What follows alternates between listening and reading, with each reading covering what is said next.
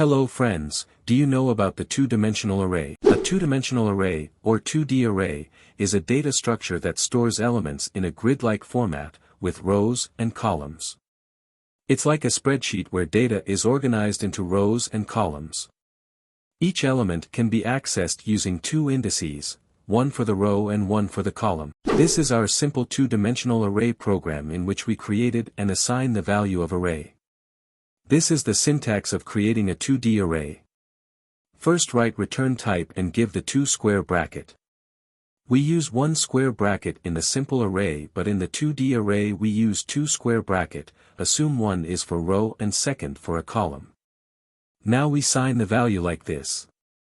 After assigning the values, we need to perform the loop in the array for displaying the elements. So this a two-dimensional, then we need to perform two loops. In a 2D array, each element is identified by two indices, one for the row and one for the column.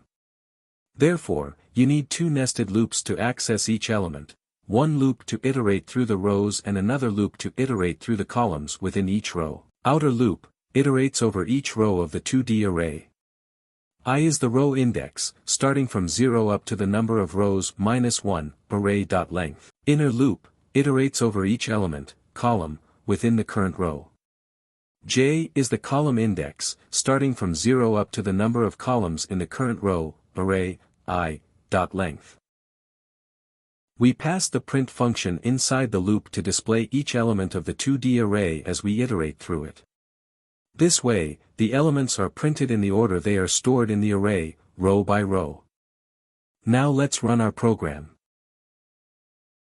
You can see our element in the array is displayed in the terminal.